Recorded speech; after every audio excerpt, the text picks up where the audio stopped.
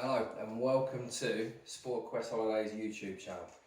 I am Matt Crow. I work for Sportquest Holidays as a sea and game fishing consultant, and I also do hosted trips to Norway and also game fishing trips around the world. And what I'm going to talk to you today about is halibut fishing with a float. Now, most people who go to Norway fish for halibut, they'll fish with perks or they'll fish with a standard deadbait rig near the bottom. We went to Havesund this last August, had a great time, caught loads of fish, and when we were over there we tried a new tactic, and that tactic was using this thing. Now this is a halibut float. You wouldn't think about catching halibut on a float because obviously you think they're bottom feeder fish, but we tried this out and a little bit of trial and error, but as soon as we got the hang of it on the second day we caught some very good fish, and this did outfish the other methods a lot of the time. All it is it's just a polystyrene float capable of holding 300 grams. On the top of the float it has a quick release clip to attach to your braid, and on the bottom it has a trolling line release clip that is very tight. I'll show you how that goes on in a minute. But what you do is you'll be trolling it behind the boat, and obviously that's your top of your float, and your line will be in there and that will hold it in position. Right, the next thing you need to do, obviously you're out on the boat, you found your drift, you've set up. You then need to get your rig. Now for halibut fishing, 9 times out of 10, if you're using a baited rig with a dead bait like a cold fish or a small cod or something like that, you'd use a halibut anti-twist leg. Now what this does is obviously it goes behind the boat, it sits in the water, the shape of it cuts through the water and it stops everything behind it spinning. Now that is attached to 150 pounds monofilament, and when halibut fishing you can use trebles or you can use a much fish friendly approach, which is a circle hook. Now this is an ATOL circle hook. Obviously you just lip hook your bait, drop it down, and when you get a bite on this you'd have to leave it a little while longer for the bait in the fish's mouth to turn, and then rather than strike, just reel down. This will turn in the fish and catch it in the lip. Now, you lower this down to the bottom.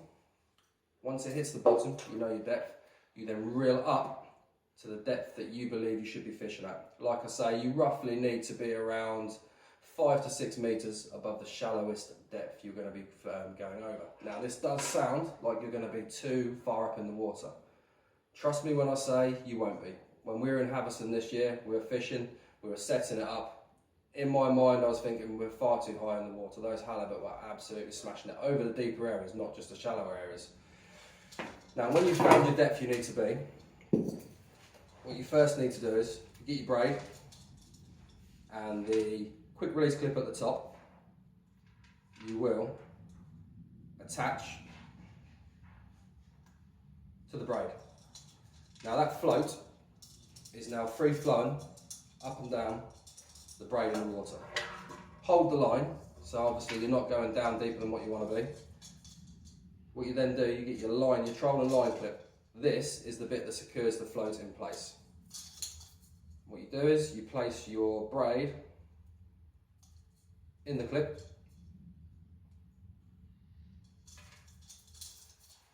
and that is now your float fishing effectively at the depth you need to be. That will not go anywhere.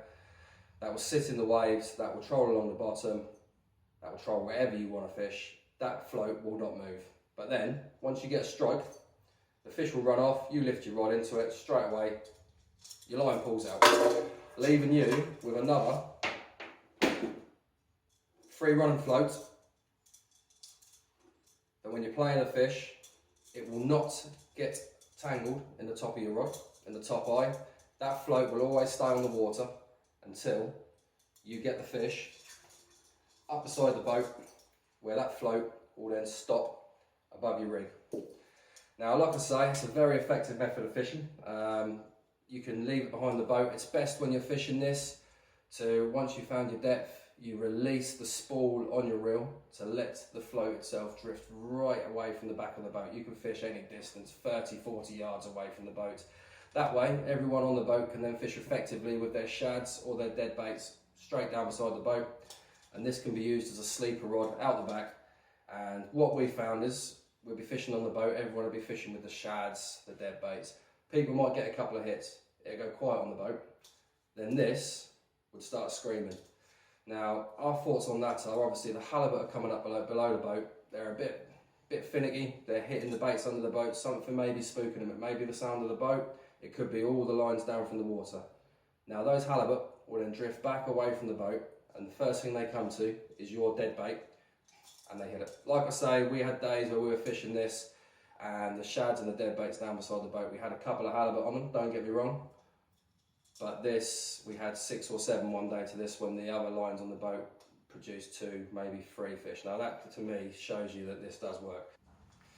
And that is halibut fishing with a float. And like I say, my name is Matt Crow. Obviously I work for Sportquest Holidays. Thank you very much for watching.